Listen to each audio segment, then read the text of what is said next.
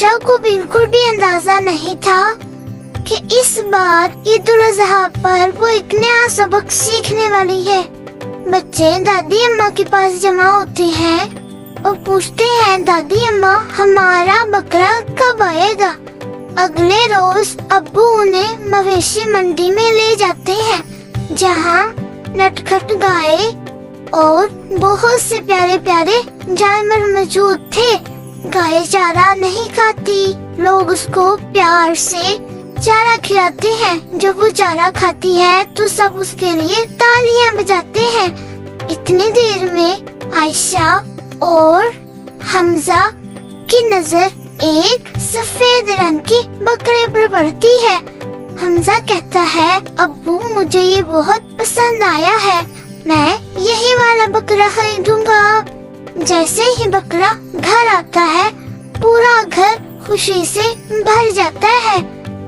बच्चे उस बकरे का नाम चांदू रखते हैं कि ये हमारा चांदू है। बकरा तरह तरह की आवाजें निकालता है, वो लोग बहुत खुश होते हैं। अचानक शाम को बहुत तेज बारिश होती है। हमजा को जल्दी से चांदू की फिक्र होती है और चांदू बारिश में भीग जाता है। हमजा उसे पकड़कर बरामदे में लेके आता है। आयशा तौलिए से उसके बालों की सफाई करती है, उसके बाल खुश्क करती है। चांदू बहुत खुश होता है ये सब देख के। बच्चे चांदू को लेकर दादी अम्मा के पास आते हैं और आकर पूछते हैं, दादी अम्मा आज तो हमें चांदू से मोहब्बत हो गई है। दादी कहती है, बेटा बहुत जल्द चांदू हमसे जुदा हो जाएगा। कुर्बानी दरअसल अल्लाह की रज़ा के लिए महबूब चीज को अल्लाह की राह में खर्च करना होता है।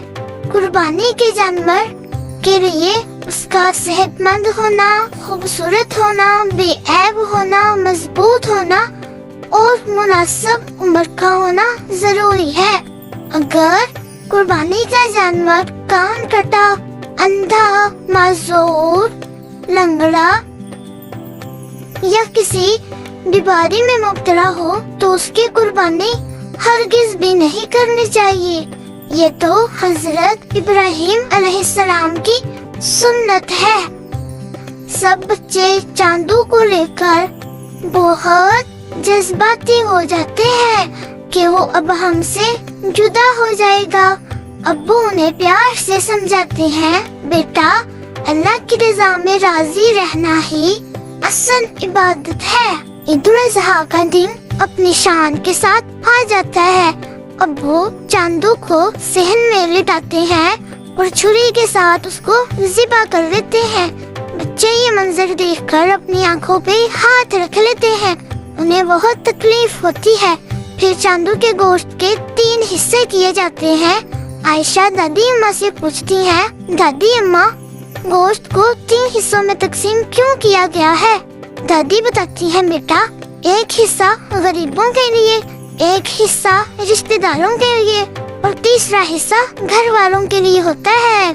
सब बच्चे खुशी खुशी चांदू के गोश्त को पूरी बस्ती में तकसीम कर देते हैं। एक बच्चा गोश्त पकड़कर कहता है, आज हमारी भी ईद होगी। शाम को सारे घर वाले सहन में जमा होते हैं और अल्लाह का शुक्र अदा करते हैं कि या अल्लाह आपने हमारी कुर्बानी को कबूल फरमा लिया। हमें हमेशा इसी तरह अपनी रजा में राजी रहने की तौफीक दीजिए। प्यारे बच्चों, अगर आपको इस तरह की वीडियोस पसंद है तो हमारे चैनल को सब्सक्राइब करें, लाइक करें और वीडियो को शेयर करें। बहुत जल्द एक नई कहानी के साथ दीन सीखें आयशा से।